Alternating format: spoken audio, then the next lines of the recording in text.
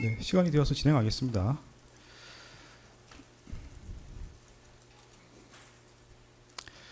재판 진행에 앞서서 법정 질서 유지에 대해서 말씀드리겠습니다.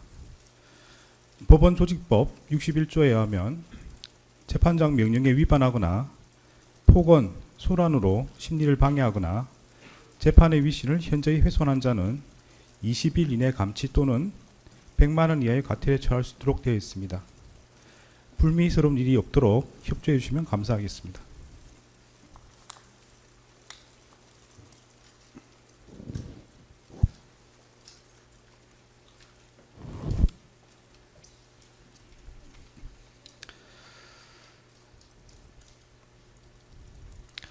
지금부터 2026년 1월 21일 서울중앙지방법원 형사 33부 사건 번호 2025 고합 1219 사건의 판결 선고를 진행하겠습니다. 먼저 출석 확인하겠습니다. 네, 피고인 출석하셨습니까? 네. 특검에서 누가 나오셨나요? 네, 특별검사부 장우성, 차장검사 김정국, 검사 조현일, 윤기선, 최영욱 검사 출석했습니다. 네, 변호인께서는 누가 나오셨습니까? 네, 법무법인 유한해광에서 정현택, 손철, 김도엽, 고배민 변호사 출석했습니다. 네, 피고인 자리에서 잠시 일어나시죠. 네, 재판 과정에서 피고인의 주소, 직업, 등록 기준지 등을 확인한 바가 있습니다. 변동사항이 있습니까? 네, 판결 선고 시에는 그 이유 요지를 설명하도록 되어 있습니다. 네, 설명하는 동안 피고인이 서서 그 내용을 듣는 것이 일반적이지만 설명에 시간이 많이 걸리는 경우에는 피고인이 앉아서 그 내용을 듣고 마지막 주문 선고 시에만 서 있게 됩니다. 이 사건의 경우 관련해서 이유 요지 설명에 시간이 많이 걸릴 것으로 보이므로 피고인은 자리에 앉아서 그 내용을 듣고 있다가 마지막 주문 선고 시에 자리에서 일어나시기 바랍니다. 네, 자리에 앉으십시오.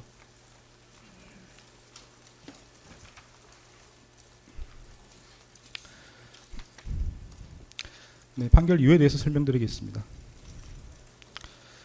피고인은 내란 우두머리 방조, 허위 공문서 작성, 허위 작성 공문서 행사, 대통령 기록물 관리에 관한 법률 위반, 공용서로 손상, 위증 혐의로 기소되었습니다. 그 후에 내란 우두머리 방조 혐의와 관련하여 내란 중도 임무 종사 혐의가 택일적으로 추가되었습니다. 이러한 공소사실에 대하여 피고인은 위증 혐의 중 일부에 한해서만 자백하고 있고 나머지 혐의는 모두 부인하고 있습니다. 네, 순서대로 살펴보겠습니다. 먼저 내란 중도 임무 종사 혐의에 대해서 살펴봅니다. 그 세부적인 내용이 복잡하므로 결론을 먼저 말씀드리겠습니다. 내란 중도 임무 종사 혐의에 대해서는 유죄로 인정합니다. 참고적으로 내란 중도 임무 종사가 아니라 내란 우두머리 방조에 대해서 설명을 드리면 처음 기소된 내란 우두머리 방조 혐의는 범죄로 성립할 수 없습니다. 내란죄는 필요적 공범으로서 관여자의 의사 방향이 일치하는 집합범이므로 내부자들 사이에서는 각자 수행한 역할에 따라 우두머리, 지휘자, 중도임무 종사자 등으로 처벌될 뿐 방조범에 관한 형법 총칙 규정이 적용될 여지가 없습니다. 따라서 내부자에 해당하는 피고인에게는 형법 총칙에 규정되어 있는 형법 30조에 따른 방조범이 성립할 여지가 없으므로 내란 우두머리 방조 공소사실은 범죄로 되지 않을 때에 해당하게 됩니다. 내란 우두머리 방조 혐의로 기소되었으나 내란 중도임무 종사 혐의가 택일적 추가적 병합되는 형태로 공소장이 변경되었습니다. 이에 대해서 변호인은 특별검사가 당초 공소 제기한 내란 우두머리 방조 공소사실과 택일적으로 추가할 것을 신청한 내란 중도임무 종사 공소사실은 기본적 사실관계가 동일하지 않고 공소장 변경을 허가할 경우 피고인의 방어권 행사에 실질적인 불이익을 초래할 염려가 있으므로 공소장 변경을 허가한 것은 위법하다고 주장하고 있습니다. 그러나 특별검사가 당초 공소 제기한 내란 우두머리 방조 공소사실과 이 법원이 공소사실의 택일주 추가를 허가한 내란 중도임무 종사 공소사실은 범행의 주체, 시기와 장소, 구체적 행위 태양 등이 모두 동일합니다. 두 공소사실은 그 법률적 평가를 피고인이 윤석열의 내란 우두머리 범행을 용이하게 하여 방조한 것과 윤석열이 국헌을 문란하게 할 목적으로 일으킨 폭동에 있어 중요한 임무에 종사한 것으로 달리하지만 이러한 사정만으로 기본적 사실관계가 동일하지 않다고 할 수 없습니다.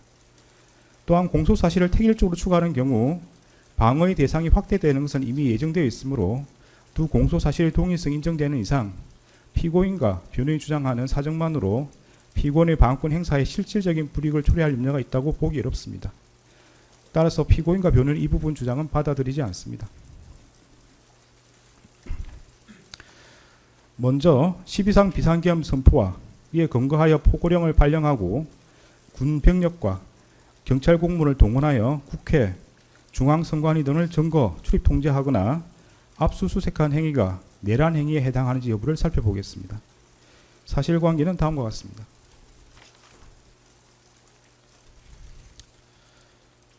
윤석열 전 대통령과 김용현 전 국방부 장관은 국회 다수당이 쟁점 법안들에 대한 단독 처리를 강행하고 형법상 간첩죄 개정에 반대하며 정권 퇴진, 탄핵 집회를 지속하고 국무위원 등 다수의 고위공직자들을 탄핵하며 정부가 추진한 주요 사업의 예산을 삭감하고 중앙선관위 부정선거 관여 의혹과 여론조사기관의 여론조작 등으로 국정 운영이 어려졌다는 이유를 내세워 비상계엄을 선포하기로 마음먹었습니다. 이에 따라 윤석열과 김용현은 비상계엄 선포 후 군과 경찰을 동원하여 국회를 봉쇄하고 장악하여 비상계엄 해제 요구안 의결을 저지하는 등 국회를 무력화시킨 다음 국가비상입법기구를 창설하고 중앙선관위를 장악한 후 부정선거와 여론조작 관련 증거 확보를 내세워 전산자료를 영장 없이 압수수색하며 더불어민주당 중앙당과 선거 여론조사기관인 여론조사꽃 사무소를 장악하는 한편 포고령에 근거하여 국회의원, 정치인 등 주요 인사와 중앙선관위 관계자들을 영장 없이 체포구금하고 MBC, JTBC, 한겨레신문, 경향신문, 김어준 운영 인터넷신문 등 당시 정부의 비판적 입장을 취하는 특정 언론사에 대한 봉쇄, 단전 단수 조치를 하려고 계획하였습니다. 윤석열과 김용현은 위와 같은 모의에 따라 국회 등 주요 기관 봉쇄, 특정 언론사 단전 단수 조치, 국가 비상입법기구 관련 예산 편성 등 소관 부처 장관들에게 지시할 사항을 미리 준비한 후 국무회의 심의 없이 2024년 12월 3일 22시경을 기하여 전국에 비상계엄을 선포하기로 결의하고 비상계엄 선포에 따른 조치사항이 있거나 비상계엄 선포와 함께 그에 따른 직무수행이 필요한 피고인, 법무부 장관 박성재, 행정안전부 장관 이상민, 통일부 장관 김영호, 외교부 장관 조태열 및 국정원장 조태용만을 사전에 대통령실로 불러 비상계엄 선포 계획과 조치사항을 알리기로 하였습니다.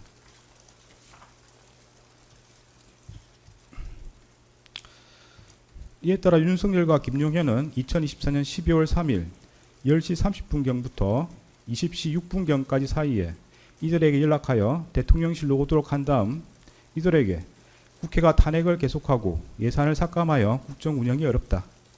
종북 좌파들을 이 상태로 놔두면 나라가 거들나고 경제든 외교든 아무것도 안 된다는 취지로 말하며 피고인에게 대국민 담화문, 계엄사령부 포고령, 비상계엄 관련 지시사항이 담긴 문건을 이상민에게 국회 등 주요 기관에 대한 시간대별 봉쇄 계획과 특정 언론사 단전 단수 조치 지시가 담긴 비상계엄 관련 문건을 조태열에게 재외 공간을 통해 대외 관계를 안정화시켜라는 취지로 기재된 비상계엄 관련 문건을 각각 건네주는 등 비상계엄 선포에 따른 조치사항을 지시하였습니다.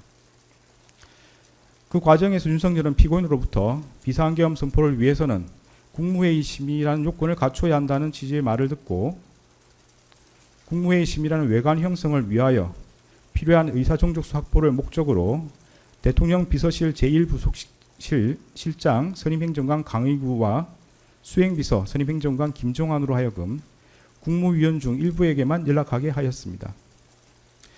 윤석열은 국무회의 의사정족수인 11명이 모인 직후인 2024년 12월 3일 22시 16경부터 22시 18분경까지 사이에 대통령 집무실과 연결된 대접견실에서 김용현을 통해 비상계엄 선포문을 그곳에 모인 피고인과 국무위원들에게 배부하고 실질적인 심의 없이 일방적으로 비상계엄을 선포하겠다고 통보한 후 같은 날 22시 23분경 대통령실 1층 브리핑룸으로 가 대국민 담화를 발표하고 22시 27분경 비상계엄을 선포하였습니다. 계엄사령관 육군대장 박안수는 2024년 12월 3일 23시 23분경 윤석열, 김용현의 순차 지시에 따라 1. 국회와 지방의회, 정당의 활동과 정치적 결사, 집회, 시위 등 일체의 정치활동을 금한다. 2. 자유민주주의 체제를 부정하거나 전복을 기도하는 일체 행위를 금하고 가짜뉴스, 여론조작, 허위선동을 금한다. 3. 모든 언론과 출판은 계엄사령부의 통제를 받는다. 4. 사회 혼란을 조장하는 파업, 태업, 집회 행위를 금한다. 5. 전공의를 비롯하여 파업 중이거나 의료 현장을 이탈한 모든 의료인은 48시간 내 본업에 복귀하여 충실히 근무하고 위반 시는 계엄법에 의해 처단한다. 6. 반국가 세력 등 체제 전복 세력을 제외한 선량한 일반 국민들은 일상생활의 불편을 최소화할 수 있도록 조치한다. 이상의 포고령 위반자에 대하여는 계엄법 구조에 의하여 영장 없이 체포구금, 압수수색을 할 수 있고 계엄법 14조에 의하여 처단한다는 내용의 포고령을 발령하였습니다. 윤석열은 2024년 12월 3일 22시 27분경부터 그 다음 날 4시 26분경까지 김용현, 박안수, 여인형, 곽종근, 이준우, 문상호, 경찰청장 치안총감 조지호, 서울특별시 경찰청장 치안정감 김봉식 등을 통해 성명불상의 군인과 경찰 공무원에게 순차 지시하여 국군 방첩사령부, 육군 특수전사령부, 수도방위사령부, 정보사령부 등에 소속한 무장군인 1605명과 경찰청, 서울특별시 경찰청, 경기남부경찰청 등에 소속된 경찰 공무원 약 3790명 등을 동원하여 국회, 중앙선관위 등을 점거, 출입 통제하거나 압수수색하였습니다. 다음으로 관련 법률 규정을 살펴봅니다. 형법 87조는 대한민국 영토의 전부 또는 일부에서 국가 권력을 배제하거나 국헌을 문란하게 할 목적으로 폭동을 일으킨 사람은 다음 각 호의 구분에 따라 처벌한다고 규정하면서 그 각 호에서 우두머리는 사형, 무기징역 또는 무기금고에 처한다. 모의에 참여하거나 지휘하거나 그 밖에 중요한 임무에 종사한 사람은 사형, 무기 또는 5년 이상의 징역이나 금고에 처한다. 살상, 파괴 또는 약탈 행위를 시행한 사람도 같다. 부하 수행하거나 단순히 폭동에만 관여한 사람은 5년 이하의 징역이나 금고에 처한다고 규정하고 있습니다. 형법 91조는 이 장에서 국헌을 문란하게 할 목적이란 다음 각 호의 어느 하나에 해당함을 말한다고 규정하면서 1호에서 헌법 또는 법률에 정한 절차에 의하지 않고 헌법 또는 법률의 기능을 소멸시키는 것, 2호에서 헌법에 의하여 설치된 국가기관을 강압에 의하여 전복 또는 그 권능 행사를 불가능하게 하는 것을 들고 있습니다.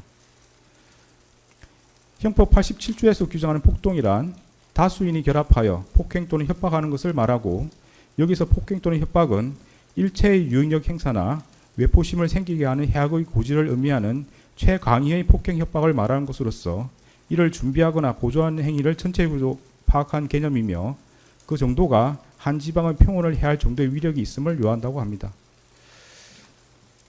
앞서 본 바와 같이 윤석열과 김용현 등은 비상계엄을 선포하고 이에 근거하여 포고령을 발령하였는데 그 포고령은 헌법과 법률에 정한 절차에 의하지 않고 헌법에 의하여 보장되는 의회, 정당제도, 영장주의를 소멸시키고 헌법에 의하여 금지되는 언론 출판에 대한 허가 금지를 시행함으로써 헌법과 법률의 기능을 소멸시키려는 목적, 즉 국헌을 문란하게 할 목적으로 발령한 것이고 또한 다수의 군병력과 경찰 공무원을 동원하여 국회, 중앙선관위 등을 점거, 출입 통제하는 등 다수인을 결합하여 육력을 행사하고 해악을 고지함으로써 한 지역의 평온을 해할 정도의 위력이 있는 폭동을 일으켰다고 인정됩니다.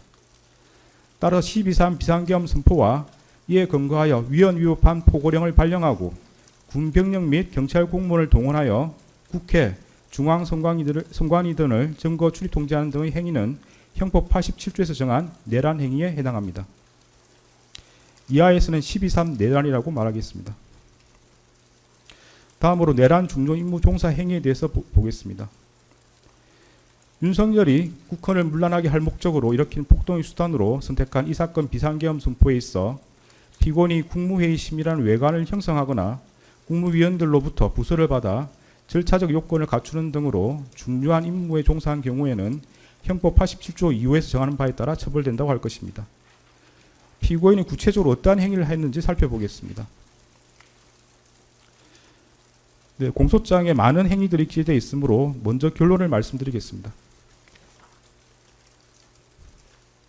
중요 임무 종사로 인정되는 행위는 국무회의 심의라는 외관 형성 관련 행위, 헌법과 법률에 의하여 피고인에게 인정된 자기 의무 위반 관련 부작위, 국무위원 부서 외관 형성 관련 행위, 주요기관 봉쇄 계획 및 특정 언론사 단전 단수 조치 관련 지시 이행 방안 논의입니다. 공소사실 중에 중요 임무 종사로 인정되지 않는 행위는 윤석열로부터 행사에 대신 참석하라는 지시를 받았다는 부분 관련 행위, 비상계엄 선포 후 절차적 요건 구비 시도 관련 행위, 계엄 해제 국무회의 심의 지연 관련 행위입니다. 그러면 중요 임무 종사에 해당하는 행위를 순서대로 보겠습니다. 먼저 국무회의 심의라는 외관 형성 관련 행위에 대해서 살펴보겠습니다. 피고인은 이 사건 비상계엄 선포에 관하여 국무회의 심의라는 절차적 요건을 외형적으로나마 갖추도록 함으로써 윤석열 등이 내란 행위를 함에 있어 중요한 임무에 종사했다고 인정할 수 있습니다. 구체적 이유는 다음과 같습니다. 헌법과 법률 규정에 따르면 대통령이 비상계엄을 선포하기 위해서는 먼저 국무회의 심의를 거쳐야 하고 그 국무회의 심의는 구성원 과반수의 출석으로 이루어집니다. 당시 국무회의 구성원은 총 21명이었으므로 과반수에 해당하는 11명의 의사종족수를 채우기 위해서는 당시 대통령실에 있었던 7명에 더하여 4명이 추가로 필요한 상황이었습니다. 피고인은 윤석열이 대통령 집무실에서 비상계엄 선포의 필요성과 정당성에 대하여 강변하고 피고인 등의 우려 표명에도 불구하고 미리 준비한 대국민 담화문과 포고령, 비상계엄 관련 지시사항 문건 등을 건네주자 윤석열의 비상계엄 선포 의지가 확고하다는 것을 깨달았습니다. 이에 비상계엄 선포를 위해서는 국무회의 심의를 거쳐야 한다는 것을 알고 있었던 피고인은 윤석열에게 국무회의 심의를 건의하였고 윤석열이 국무회의 소집에 유보적인 태도를 보이자 일단 그 의사종족수라도 갖출 것을 제안하여 윤석열이 비상계엄을 선포하기로 계획한 22시 전에 대통령실로 올 수 있다고 예상한 최상목, 송미령, 조규홍, 오영주, 박상우, 안덕근을 추가로 부르기로 결정하였습니다. 윤석열은 이에 따라 이들 국무위원과 평소 대통령 주재 국무회의에 배석하는 대통령 비서실 소속 수석비서관급 이상 직원들을 대통령실로 소집하였습니다. 피고인은 대접기실에서 박성재, 이상민과 논의하여 헌법과 관련 법령을 검토한 결과 비상계엄 선포를 위해서는 국무회의 심의라는 요건을 갖춰야 하고 의결사항이 아닌 심의사항이라는 것을 재차 확인하였습니다. 피고인은 윤석열이 추가로 소집한 국무위원들의 도착 여부와 무관하게 이미 계획하였던 22시에 비상계엄을 선포할 태세를 보이자 재차 국무회의 심의라는 요건을 갖춰야 하니 의사종족수가 채워질 때까지 기다려달라는 취지로 윤석열을 설득하였습니다. 김용현과 이상민은 피고인에게 손가락으로 숫자 4 또는 1을 표시하며 국무회의 의사종족수를 채우기 위해 남은 인원수를 공유하였습니다. 피고인은 농림축산식품부 장관 송미령에게 전하여 22시 전에 대통령실에 도착할 수 있는지를 확인하였고 송미령이 그 후에 도착한다는 취지로 답하자 빨리 올 것을 수차례 재촉하는 등 국무위원들의 도착 상황을 점검하였습니다. 윤석열은 피고인 등의 헌법 등 법리 검토 결과에 따라 이미 계획한 22시를 넘겨 오영주가 마지막으로 도착함으로써 국무회의 의사종족수가 갖추어진 22시 14분경 이후까지 비상계엄 선포를 연기하였고 의사종족수가 갖추어진 직후 김용현을 통해 국무위원들에게 비상계엄 선포문을 배부한 뒤에 이 사건 비상계엄을 선포하였습니다. 피고인과 변호인은 국무위원들의 뜻을 모아 윤석열의 비상계엄 선포를 만료하기 위하여 국무회의 소집을 건의하였고 비상계엄에 반대하였다고 주장합니다. 그런데 대통령실에 있는 국무회의장에는 원격 영상회의 방식으로 회의를 진행할 수 있는 장치가 갖추어져 있었으므로 피고인이 국무위원들의 뜻을 모아 비상계엄 선포를 만료하고자 하였다면 세종시 등지에 있는 국무위원들까지 모두 참석할 수 있도록 국무회의장에서 원격 영상회의 방식으로 개의할 것을 제안한 것이 합리적입니다. 그러나 피고인이 원격 영상회의 방식의 국무회의를 제안하였다고 볼 만한 아무런 자료가 없습니다. 오히려 피고인은 윤석열이 국무회의 의사종족수를 갖출 수 있는 일부 국무위원만을 선별하여 소집하는 데 관여하였고, 윤석열이 그중 한 명인 기획재정부 장관 최상목에게 소집 전화를 하는 것을 지켜보았으며, 피고인 스스로도 그중 한 명인 송미령에게 전화하였습니다. 특히 피고인은 송미령을 재촉하면서도 대통령실로 소집한 이유를 알려주지 않았는 바, 송미령이 비상계엄 선포 관련 국무회의를 한다는 사실을 알게 되면 송미령이 대통령실로 오지 않아 의사종족수가 갖추어지지 않음으로써 윤석열이 이 사건 비상계엄을 선포하지 못하게 될 것을 우려하였다고 보입니다. 피고인은 윤석열에게 비상계엄 선포에 대한 우려를 표명하였을 뿐 명확히 비상계엄 선포에 반대한다고 말하지 않았고, 추가로 소집한 국무위원들이 대통령실에 도착하였음에도 그들에게 비상계엄 선포에 관한 의견을 말해보라, 그나 자신은 비상계엄 선포에 반대한다, 그나 윤석열에게 반대 의사를 표시하라는 취지로 말하지 않았습니다.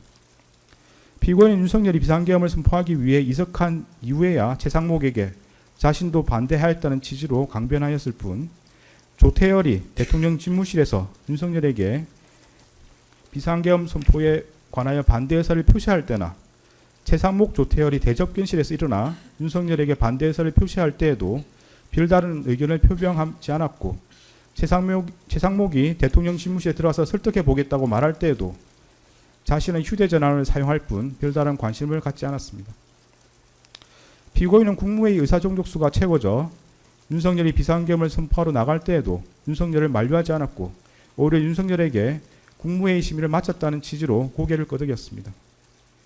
피고인은 김용현이 비상계엄 관련 문건이 들어있는 서류봉투를 찾으러 대접경실로 돌아왔을 때에도 김용현을 만류하지 않았고, 오히려 김용현에게 그 서류봉투를 건네주었습니다.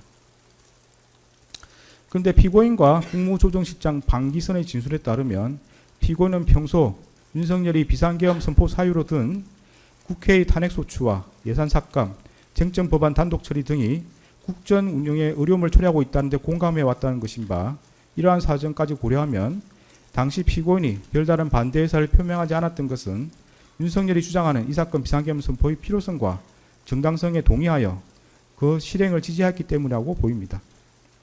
이러한 사정을 고려하면 피고인이 윤석열의 비상계엄 선포 의사가 확고하다는 것을 깨닫고 그 필요성과 정당성에 동의하여 이 사건 비상계엄 선포에 필요한 국무회의 심의라는 절차적 요건을 형식적으로나마 갖추도록 함으로써 윤석열 등의 내란 행위에 있어서 중요한 임무에 종사했다고 봄이 타당합니다. 다음으로 헌법과 법률에 의하여 피고인에게 인정되는 자기 의무 위반 관련 부작위에 대해서 살펴보겠습니다. 피고인은 국무회의 부의장으로서 국무회의 구성원들이 전 정부적 차원에서 비상계엄 선포에 대한 자유로운 발언과 토론을 통하여 의견을 교환하거나 조정할 수 있도록 국무회의를 운영하여야 하고, 그 전제로서 모든 국무회의 구성원에게 빠짐없이 소집을 통지하여야 하며, 비상계엄 선포에 의한 심의에 필요한 검토 의견 등을 분명히 밝혀 제출하도록 하여야 하고, 국무회의 간사인 행정안전부 의정관을 참석시켜 국무회의록을 작성할 수 있도록 모든 노력을 기울여야 할 자기 의무가 있습니다. 그러나 피고인은 윤석열이 국헌을 문란하게 할 목적으로 일으킨 폭동의 수단으로서 비상계엄을 선포하려고 한다는 사정을 인식하면서 그에 필요한 국무회의 의사종족수를 갖출 수 있을 만큼의 특정 국무위원을 대통령실로 소집하는 데 관여하였습니다. 이러한 경우 피고인은 소집한 국무위원들에게 소집 사유와 국무회의 의안들을 미리 알려주어 그들이 의사종족수에 포함되지 않는 차관을 대리 출석시키는 등으로 국무회의 심의가 이루어지지 못하게 함으로써 이 사건 비상계엄 선포를 저지하였어야 할 자기 의무를 부담한다고 봄이 타당합니다. 피고인은 이러한 의무를 다하지 않은 채 오히려 송미령에게 전하여 윤석열이 비상계엄을 선포하겠다고 예고한 22시 전에 대통령실에 도착하도록 수차례 재촉하는 등 이들이 이 사건 비상계엄 선포를 위한 국무회의 의사종족수를 갖추는 데 이용되도록 하였습니다. 또한 피고인은 그와 같이 소집한 국무위원들이 도착하자 윤석열이 일방적으로 비상계엄 선포의 필요성과 정당성을 설명하고 퇴장할 수 있도록 함으로써 실질적인 국무회의 심의 없이 이 사건 비상계엄을 선포하도록 하였습니다. 그리고 피고인은 국무총리로서 자신의 지휘 감독을 받는 이상민이 윤석열로부터 특정 언론사 단전 단수 조치 지시를 받아 이를 이행함으로써 윤석열 등의 내란 행위에 가담하고자 한다는 것을 알게 되었을 경우 이를 중지 또는 취소하기 위하여 모든 노력을 기울여야 할 자기 의무가 있습니다. 그러나 피고인은 이러한 의무를 다하지 않은 채 오히려 이상민과 특정 언론사 단전 단수 조치 지시에 관하여 긴밀히 협의함으로써 이상민으로 하여금 그러한 지시를 수용하고 이를 이행하도록 하였습니다. 이는 피고인이 국무총리로서 부여받은 권한을 행사하지 않은 것이 구체적인 상황에서 현저하게 합리성을 잃어 사회적 타당성이 없는 경우에 해당합니다. 피고인이 이러한 자기 의무를 이행하였더라면 윤석열이 이 사건 비상계엄 선포 등 내란 행위라는 결과를 쉽게 방지할 수 있었다고 인정됩니다.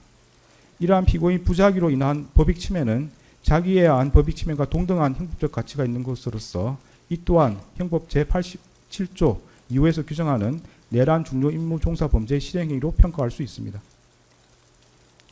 다음으로 국무위원 부서 외관 형성 관련 행위에 대해서 살펴봅니다. 피고인이 이 사건 비상계엄 선포에 관하여 국무위원들로부터 부서를 받아 절차적 요건을 갖추도록 시도함으로써 윤석열 등의 내란 행위에 있어 중요한 임무에 종사하였다고 인정할 수 있습니다. 구체적인 이유는 다음과 같습니다. 대한민국 헌법 82조는 대통령이 국법상 행위는 문서로서 하며 그 문서에는 국무총리와 관계 국무위원이 부서한다. 군사에 관한 것도 또한 같다고 규정하고 있습니다. 이러한 헌법 규정에 따르면 비상계엄 선포는 문서의 형식으로 하여야 하고 그 문서에는 국무총리와 관계 국무위원의 부서가 있어야 합니다. 이는 대통령의 권한 행사를 명확하게 하고 책임 소재를 확실하게 하기 위하여 헌법상 요구되는 기관 내부적 권력 통제 절차입니다. 피고인의 수사기관 진술과 국무총리 집무실에서 이루어진 논의 내용을 고려하면 피고인은 과거 비상계엄 선포에 모든 국무위원이 부서였다는 사실을 알고 있었고 이 사건 비상계엄 선포에 관여 국무위원의 부서가 필요하다는 사정 역시 인식하고 있었습니다. 박성재와 이상민이 참석자 서명을 받아야 한다는 취지로 논의한 뒤 강의구에게 국무위원 서명을 받도록 준비해달라고 요청하는 것을 피고인이 지켜보았고 강의구가 대적변실을 나가는 국무위원들에게 서명 작업을 준비하고 있으니 기다려달라고 말하는 것도 지켜보았습니다. 피고인은 최상목 조태열이 서명을 하지 못하겠다는 취지로 말하자 여기 모여서 회의에 참석했다는 의미로 서명할 수 있는 것 아니냐는 취지로 국무위원들에게 서명할 것을 직접 지시하였습니다. 그런데 통상적인 국무회의의 경우에는 참석한 국무위원을 전자적 방식으로 확인하여 국무회의록에 기재하고 국무위원이 수기로 서명하는 절차는 마련되어 있지 않습니다. 결국 박성재와 이상민의 논의에 따라 피고인 국무위원들에게 지시한 서명은 국무회의 참석 여부를 확인하는 의미의 서명이 아니라 대통령의 국법상 행위인 비상계엄 선포에 관하여 절차상 요구되는 국무회의 부서를 의미합니다. 피고인은 최상목, 조태열 등 일부 국무위원의 반대로 결국 비상계엄 선포에 관한 국무회의 부서가 이루어지지 않자 비상계엄 해제 국무회의를 마친 직후 국무위원들에게 국무회의 심의를 거쳐 비상계엄을 해제했지만 앞서 있었던 비상계엄 선포 국무회의 심의의 하자로 해제가 되지 않을 수 있다는 취지의 논리를 내세우며 국무위원들을 설득하여 다시금 부서를 받으려고 시도하였습니다.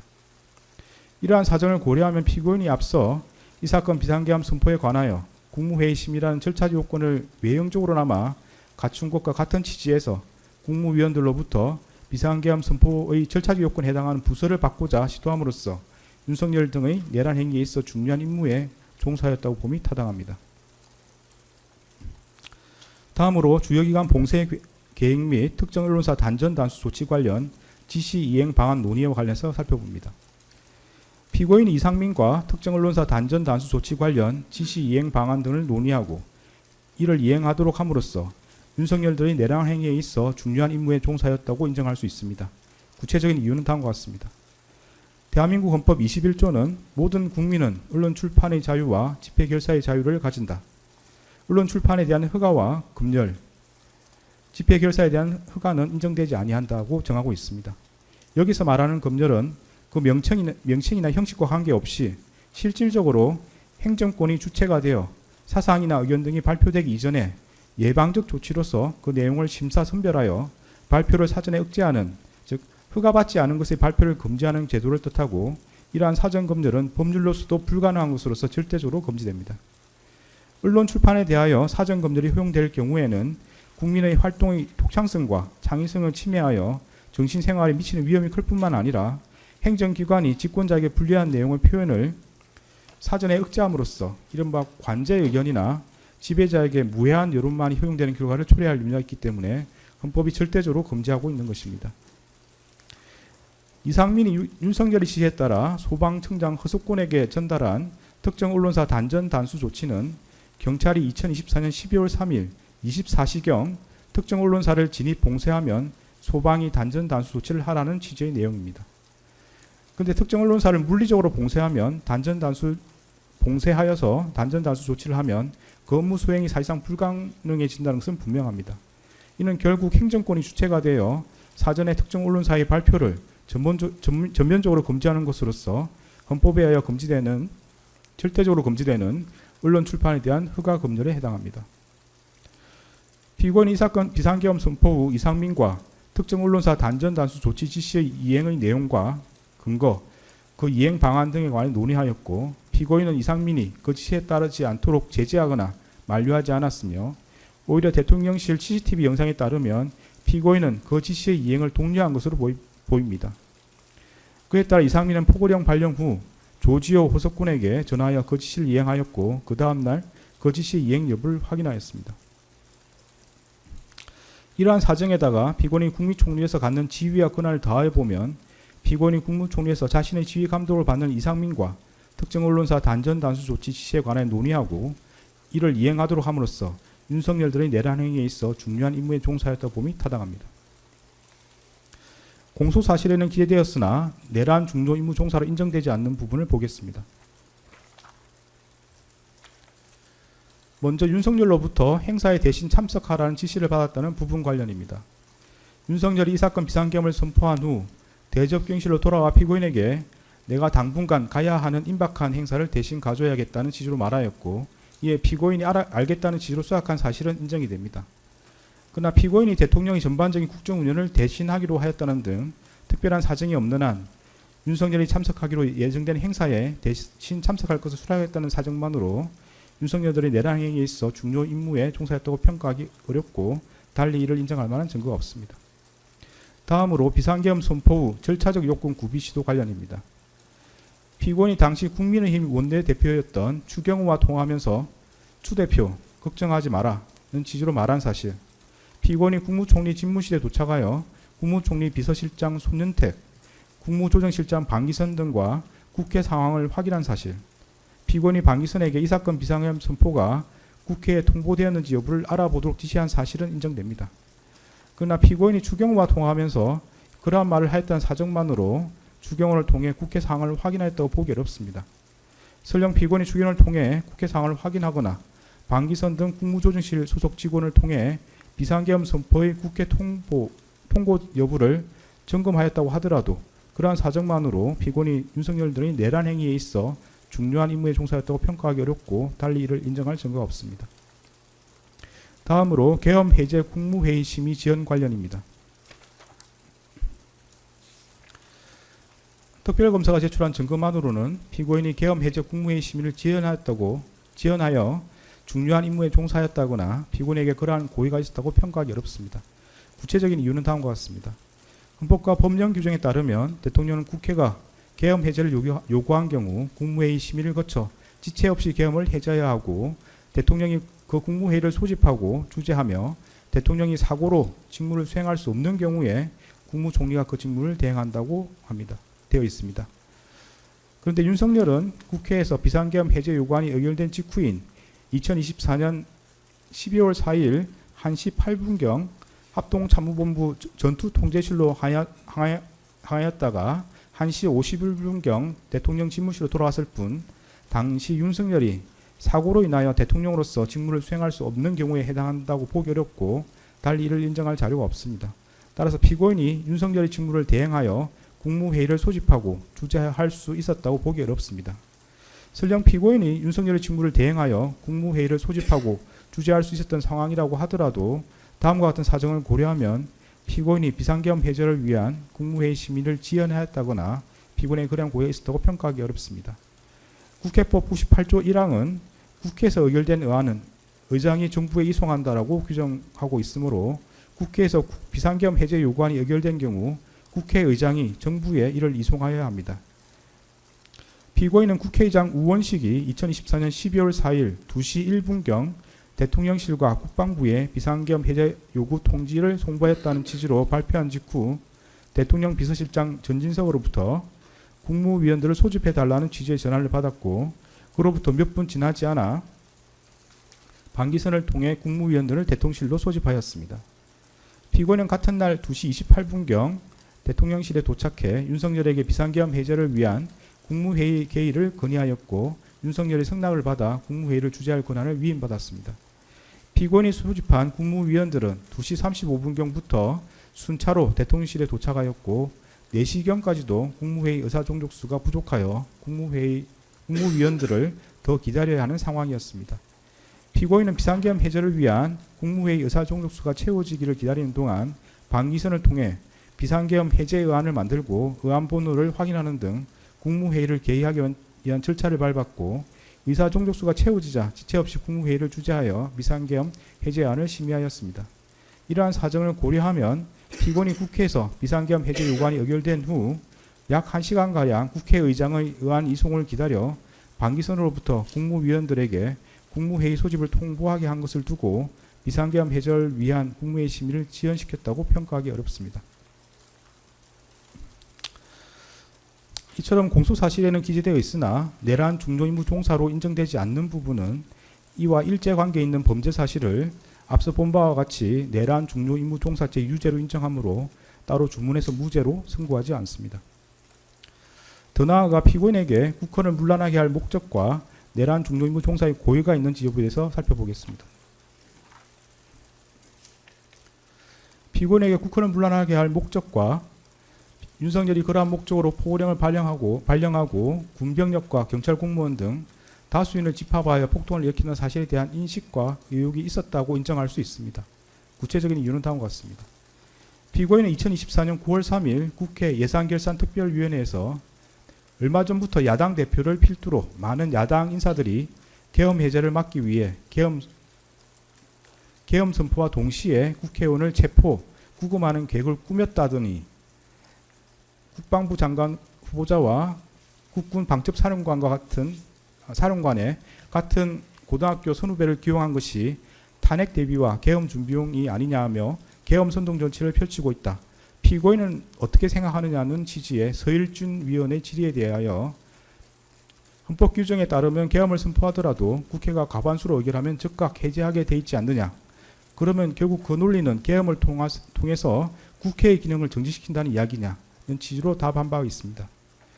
피고인이 이 법정에서 이에 대하여 국회의원들이 2024년 9월경 계엄 준비설이 언급되던 시기에 비상계엄을 할 것이다 고 계속 질의했기 때문에 얼마나 가능성이 없는 일인지 강조하는 취지에서 비상계엄을 선포하더라도 국회에서 해제 요구를 하면 해제할 수밖에 없다고 답하였던 것 같다라는 취지로 진술하였습니다. 피고인이 국회에서 한 답변과 이 법정에서의 진술에 따르면 피고인이 이 사건 비상계엄 선포 이전부터 정치권에서 윤석열이 비상계엄 선포 후 국회의원을 체포 구금하여 국회의 비상계엄 해제 요구를 저지하려는 것 아니냐는 의혹이 제기되고 있었고 이에 비추어 윤석열이 비상계엄을 선포하는 경우 군병력을 동원함으로써 결국 국회의 권능 행사를 정지시키는 것으로 연결될 수 있음을 충분히 예상할 수 있었습니다. 피고인은 2024년 12월 3일 20시 45분경 대통령 집무실에서 윤석열로부터 국회의 탄핵 소추와 예산 삭감으로 국정 운영이 어려워 비상계엄을 선포해야 한다는 취지의 말을 들었고 같은 날 21시 52분경 대접견실에서 김용현이 조태열에게 군대가 대기하고 있다는 취지로 답하는 것을 지켜보았습니다.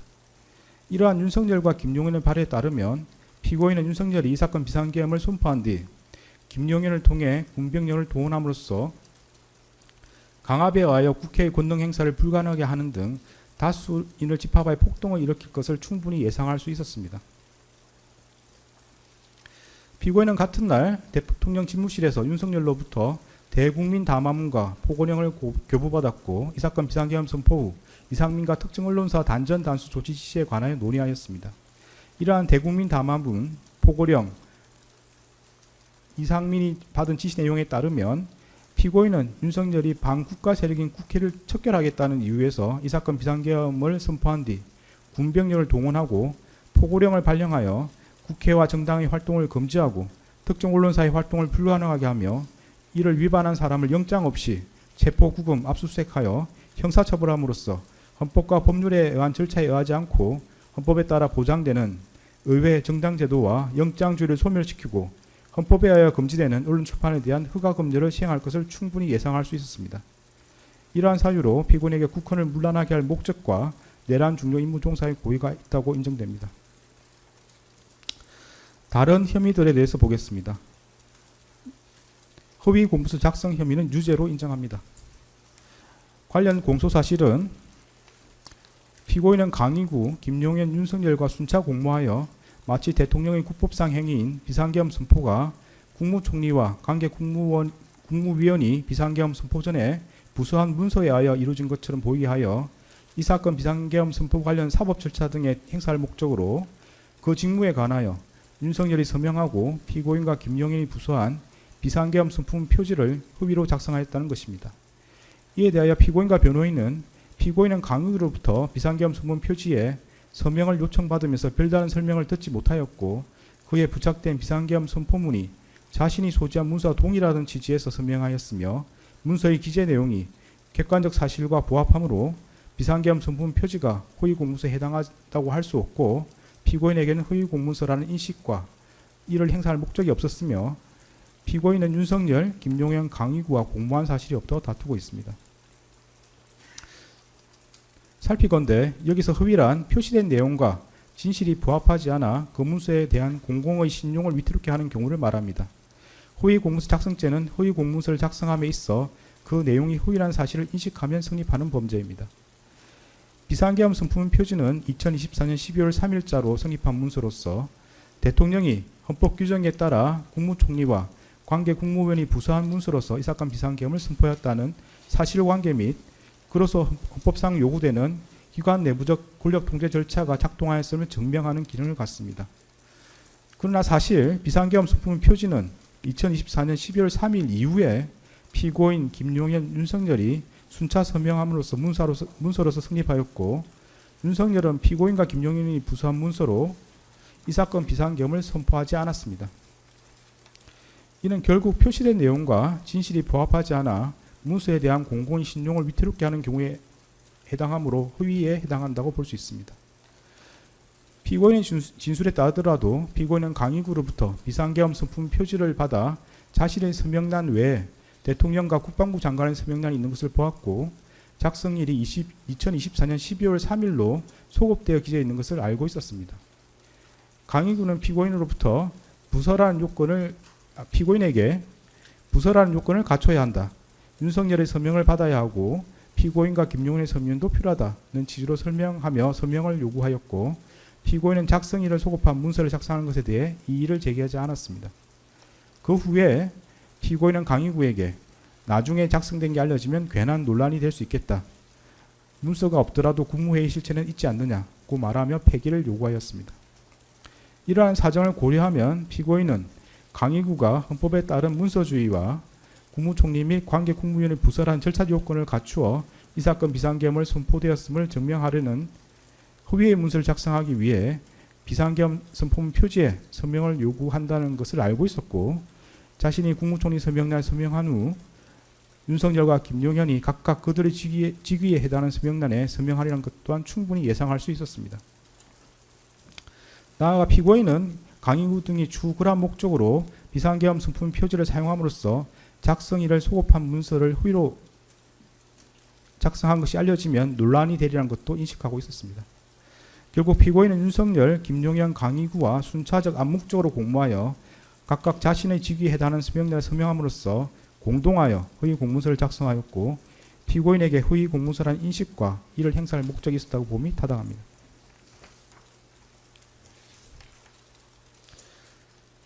허위 작성 공문서 행사 혐의는 무죄입니다. 관련 공소 사실은 피고인은 윤석열, 강희구, 김용현과 공모하여 허위로 작성한 공문서인 윤석열이 서명하고 피고인과 김용현이 부서한 비상계엄 선품 표지를 건물 옆 대통령 비서실 부속실에 보관하는 방법으로 행사하였다는 것입니다. 그런데 문서의 행사란 위조된 문서를 진정한 문서인 것처럼 그 문서의 효용 방법에 따라 이를 사용하는 것을 말합니다. 강희구는 피고인 김용현, 윤석열로부터 차례로 서명을 받은 비상계엄 선포문 표지를 관련 절차에 따라 문서관리대장에 철하는 등으로 비치한 것이 아니라 자신의 사무실 서랍에 보관한 것으로 보입니다. 특별검사가 제출한 증거만으로는 강희구가 비상계엄 선포문 표지를 그 효용 방법에 따라 사용했다고 보기 어렵고 달리 이를 인정할 증거가 없습니다. 이 부분 공소 사실은 범죄 사실의 증명이 없는 때에 해당하므로 형사소송법 325조 후단에 따라 무죄를 선고합니다. 대통령 기록물 관리에 관한 법률 위반, 공용서류 손상 혐의는 유죄로 인정이 됩니다. 관련 공소 사실은 피고인은 2024년 12월 8일 강희구에게 전하여 사후에 문서를 만들었다는 것이 알려지면 또 다른 논쟁을 낳을 수 있으니 내가 서명한 것을 없었던 것으로 하자는 취지로 말하면서 허위로 작성된 윤석열이 서명하고 피고인과 김용현이 부수한 비상계엄 선품 표지를 폐기해 줄 것을 요청하였고, 윤석열은 2024년 12월 10일 서울 용산구 소재 대통령 관저에서 강희구로부터 위와 같은 피고인의 말을 보고받고 강희구에게 총리의 뜻이 그렇다면 그렇게 하라는 취지로 말하여 그 문서를 폐기할 것을 승인하였으며, 이에 강희구는 그 무렵 이와 같은 피고인의 요청과 윤석열의 승인을 받아 대통령 비서실 부속실에 보관하고 있던 그 문서를 세 단계에 넣어 파쇄하는 방법으로 폐기함으로써 피고인은 강희구, 윤석열과 순차 공모하여 무단으로 대통령 기록물인 비상계엄 선품 표지를 손상함과 동시에 공무소인 대통령실에서 사용하는 수료인 같은 문서를 손상하였다는 겁니다.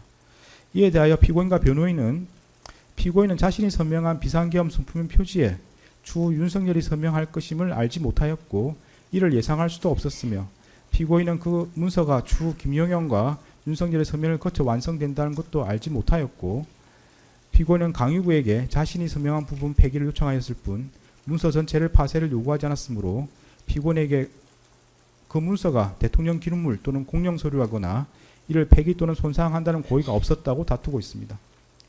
먼저 비상계엄 선품 표지는 대통령 기록물 및 공용 서류에 해당한다고 인정됩니다. 구체적인 이유는 다음과 같습니다. 대통령이 비상계엄을 선포하려는 경우 문서로서 하여야 하고 그 문서에는 국무총리와 관계 국무위원인 국방부 장관이 부서하여야 합니다. 비상계엄 선품 표지는 대통령의 직무수행인 비상계엄 선포와 관련한 기록물에 해당하고 국무총리와 관계 국무위원이 부서하고 대통령이 서명함으로써 대통령의 국법상 행위에 대한 문서주의 원칙을 실현하는 기능을 합니다. 이러한 사정을 고려하면 비상계엄 선품 표지에 피고인과 김용현이 부서하고 윤석열이 서명하는 것은 결재권자의 결재에 해당하므로 이로써 공문서로 성립하고 그에 따라 대통령 기록물로 생산되었다고 할 수 있습니다. 이와 같이 비상계엄 선품 표지가 공문서로 성립되어 대통령 기록물로 생산되었고 대통령실에서 사용할 목적으로 보관되어 있었던 이상 정식 절차를 밟아 접수 편철되었는지 등과 관계없이 공무소에서 사용하는 서류에 해당한다고 봄이 타당합니다. 다음으로 피고인에게 비상계엄 선품 표지가 대통령 기록물 및 공용 서류에 해당한다는 사실과 이를 손상한다는 인식이 있었다고 인정됩니다. 구체적인 내용은 다음과 같습니다.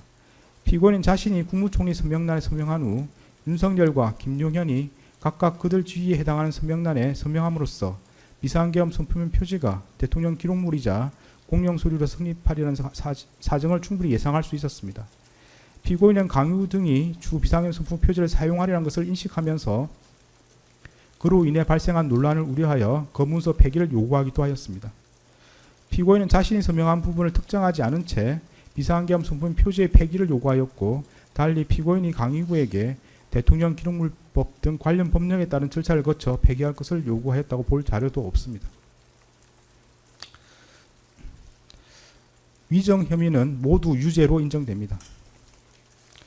위정 공소 사실에 대하여 피고인과 변호인은 2024년 12월 3일 대통령실에서 특별한 문건을 받은 사실이 없고 김용현이 이상민에게 문건을 건네주는 것을 보지 못했으며 헌법재판소에서 기억하는 바에 따라 진술하였으므로 위정이 아니라고 다투고 있습니다.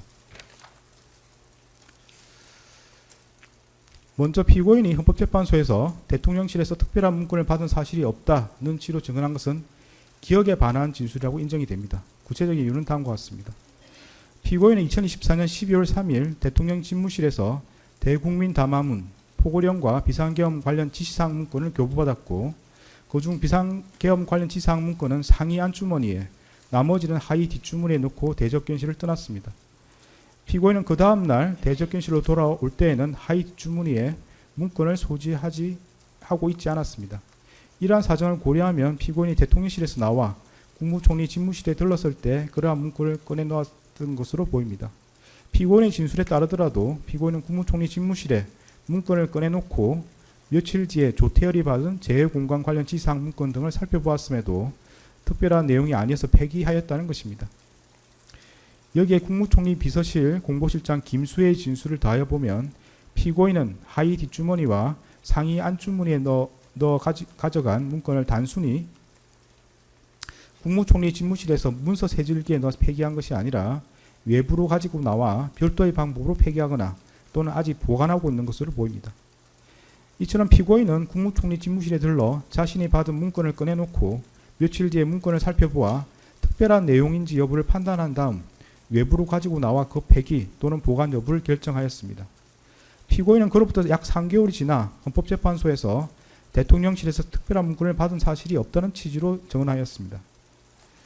피고인과 변호인은 피고인은 비상계엄이란 급박한 상황에서 많은 자료들을 보며 다수의 사람들과 대화하였기에 당시 상황을 하나하나 모두 기억하기 어려웠고 일부 기억은 혼재되었기도 하였다. 피고인이 헌법재판소에서 증언하는 것은 비상계엄 선포 이후 3개월이 지난 시점에서 이루어진 것이어서 피고인이 그 당시 상황을 모두 기억하며 증언하기란 현실적으로 매우 어려웠다는 취지로 주장하고 있습니다. 그러나 피고인은 기억이 정확하지 않다는 등으로 진술을 유보하지 않은 채 단정적으로 문건을 받은 사실이 없다는 취지로 진술하였습니다.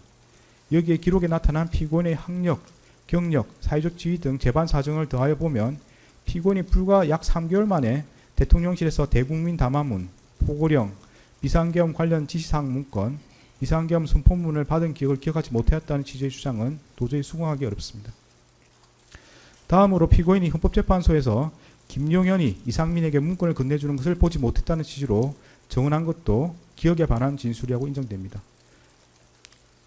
피고인은 김용현이 2024년 12월 3일 22시 16분경 강의규를 통해 복사한 비상계엄 선포문을 피고인, 이상민, 송미령 등에게 나누어 주는 것과 이상민이 같은 날 22시 43분경 대접견실 탁자 위에 놓여 있던 비상계엄 선포문 등 문건을 한데 모아두는 것을 모두 지켜보았습니다. 피고인은 대접견실에서 이상민과 대화를 마친 후 그 문건 더미를 하위 뒷주머니에 집어넣어 가지고 나왔고 별도의 방법으로 폐기하였거나 아직 보관하고 있는 것으로 보입니다. 피고인은 기억이 정확하지 않다는 등으로 진술을 유보하지 않은 채 단정적으로 보지 못했다는 취지로 진술하였습니다. 여기에 기록에 나타난 피고인의 학력, 경력 등 재반 사정을 고려하면 피고인이 불과 3개월 만에 김용인의 이상민에게 비상계엄 선포문을 나누어 준 사실을 기억하지 못하였다는 취지의 주장은 수긍하기 어렵습니다. 네, 유무죄에 대한 설명을 마치고 양형에 대해서 보도록 하겠습니다.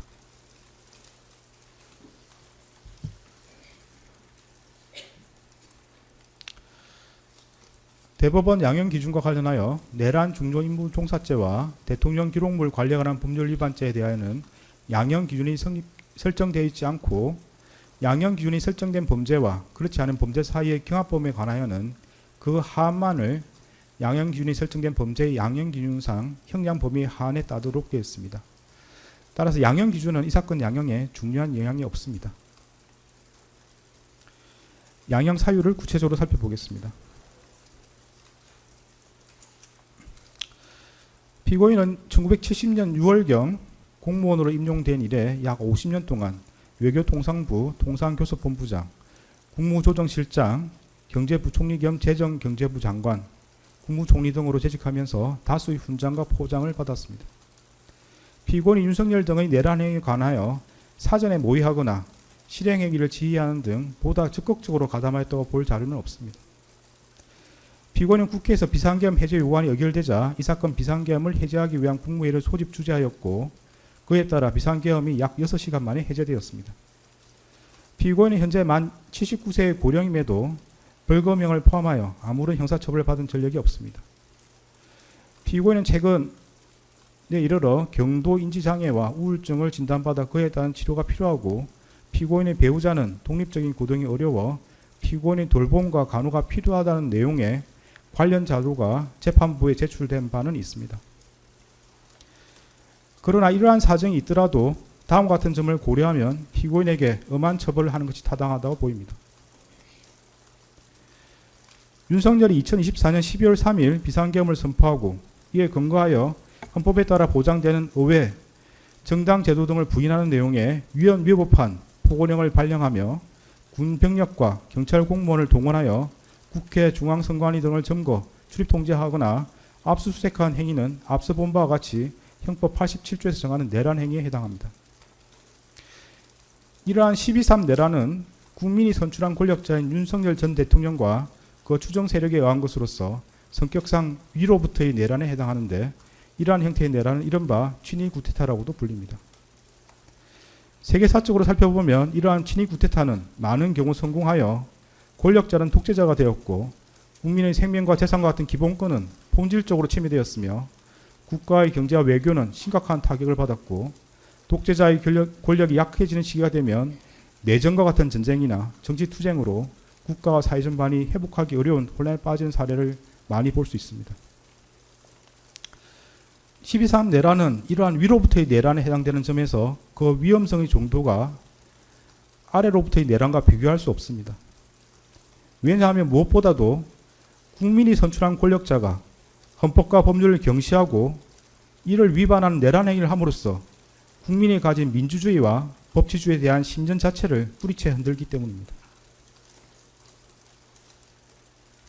현재 우리 주위에는 민주적 기본 질서에 대한 중대한 침해가 있거나 이를 파괴하려는 시도가 있고 이미 유효한 구제수단이 남아있지 않는 그러한 극단적인 상황에서나 논의되는 저항권을 평상시에 아무렇지도 않게 주장하는 사람들, 헌법과 법률에 정한 바 없어 위헌위법한 주장에 불과한 계몽적 계엄, 잠정적 계엄, 경고성 계엄을 당연하듯 주장하는 사람들, 지난 2025년 1월 19일 발생한 서울 서부지방법원 폭동사건과 같이 자신의 정치적인 입장을 위해서는 헌법과 법률을 쉽사리 위반할 수 있고 그 과정에서 다른 사람이 피해를 줄 수 있는 상황이 당연하다고 생각하는 사람들, 민주주의의 근본이 되는 선거제도를 정당한 근거 없이 부정하는 사람들이 있습니다.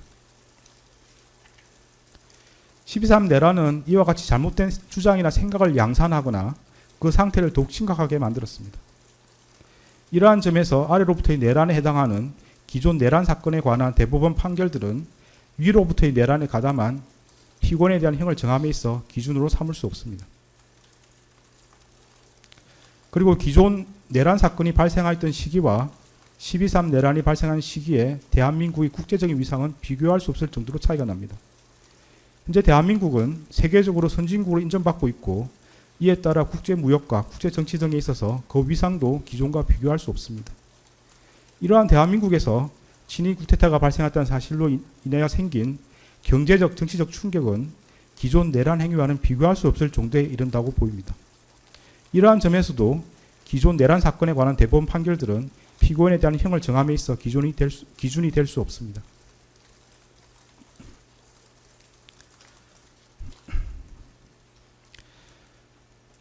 12.3 내란 과정에서 사망자가 발생하지 않았고 내란 행위 자체는 몇 시간 만에 종료되긴 하였습니다. 그러나 이는 무엇보다도 무장한 계엄군의 맨몸으로 맞서 국회를 지킨 국민의 용기에 의한 것입니다.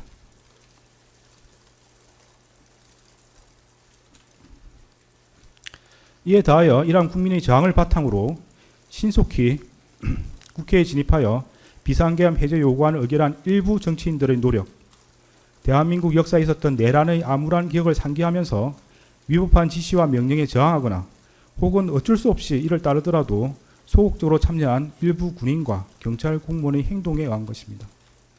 결코 12.3 내란 가담자에 의한 것이 아닙니다. 따라서 12.3 내란 가담자에 대한 형을 정함에 있어 피해 발생이 경미하였다거나 짧은 시간 동안 진행되었다는 사정을 깊이 고려할 수는 없습니다. 일단 국헌을 물랑하게 할 목적의 폭동이 발생하면 이로 인하여 막대한 인명과 재산상 피해, 사회적 혼란이 초래될 것은 분명하고 혹시라도 내란이 성공하여 국민적 합의로 성립한 현재의 헌법 질서가 폭력에 의하여 무너지게 되면 이를 원래대로 회복하는 것은 대단히 어려운 일이 될 것입니다. 따라서 그러한 내란 행위를 사전에 차단할 필요가 있고 이러한 목적을 달성하기 위해서는 내란 행위에 가담한 사람들을 무겁게 처벌하는 것이 불가피합니다. 피고인은 간접적으로나마 민주적 정당성과 그에 대한 책임을 부여받은 국무총리로서 헌법과 법률을 준수하고 헌법을 수호하고 실현하기 위한 모든 노력을 기울여야 할 헌법적 의무를 부담합니다. 그럼에도 피고인은 12.3 내란이 성공할지도 모른다는 생각에 이러한 의무와 책임을 끝내 외면하고 오히려 그 일원으로서 가담하기로 선택하였습니다. 이러한 피고인의 행위로 인해 대한민국 자칫하면 국민의 기본권과 자유민주적 기본 질서가 유린당하였던 어두운 과거로 회귀하여 독재 정치라는 수렁에서 장기간 헤매 나오지 못하게 될 수 있었고 국민은 씻을 수 없는 상실감과 상처를 입게 되었습니다. 피고인은 국무총리로서 12.3 내란의 진실을 밝히고 그의 합당한 책임을 지기는커녕 사후 자신의 안위를 위하여 이 사건 비상계엄 관련 문구를 은닉하고 비상계엄 선포가 적법한 절차에 따라 이루어진 것처럼 보이기 위해 허위 공문서를 작성하였다가 폐기하였으며 헌법재판소에서 위정하였습니다. 피고인은 재판 과정에서도 허위로 진술을 번복하고 대통령실 CCTV와 같은 객관적인 증거에도 불구하고 아무런 기억이 나지 않는다고 주장하는 등 진실을 은폐하고 책임을 벗어나고자 할 뿐입니다. 피고인이 진실을 은폐하고 책임에서 벗어나고자 한 행위들로 인해 우리 사회의 정치적 분열과 갈등이 더욱 심화되었고 앞으로도 이러한 상처와 갈등이 쉽사리 봉합될 수 있을 것으로 보이지는 않습니다.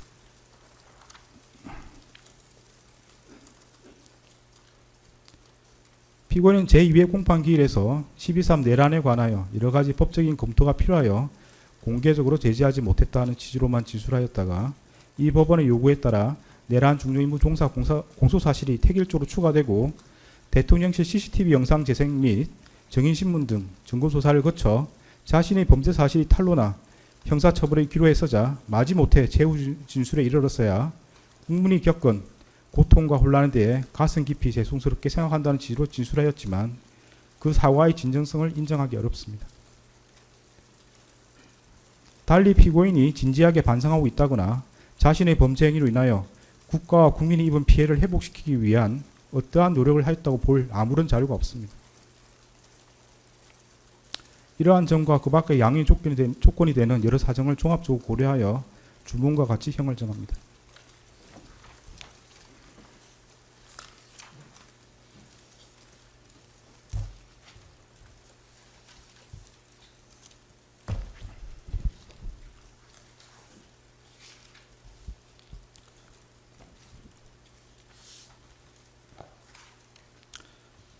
주문. 피고인을 징역 23년에 처한다. 이 사건 공소 사실 중 허위 작성 공문서 행사의 점은 무죄. 판결에 불만이 있으면 일주일 이내에 항소장을 제출해서 다툴 수 있습니다. 항소하는 경우는 서울고등법원에서 재판이 진행됩니다. 무죄 부분이 있습니다. 관련해서 안대문을 제공하고 주문의 무죄로 표시된 부분에 대해서는 관보나 신문 등에 이를 기재할 수 있습니다. 그런 절차를 원합니까? 피고인한테 묻습니다. 무죄 부분을 신문이나 관보 등에 게시하기를 원합니까? 특별히 그럴 계획 없습니다.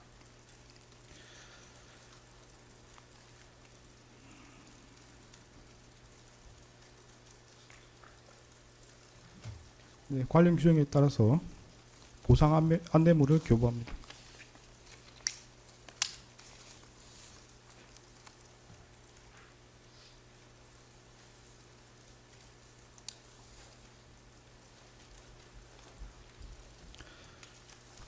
네, 다음은 법정 구속 여부를 판단하기 위해서 신문 절차를 진행하겠습니다. 네, 이 부분은 의무 중개 대상이 아닌 것으로 보이고 피고인의 사생활 보호 등을 고려해서 하지 않겠습니다. 그래서 중계는 여기서 중단하도록 하겠습니다.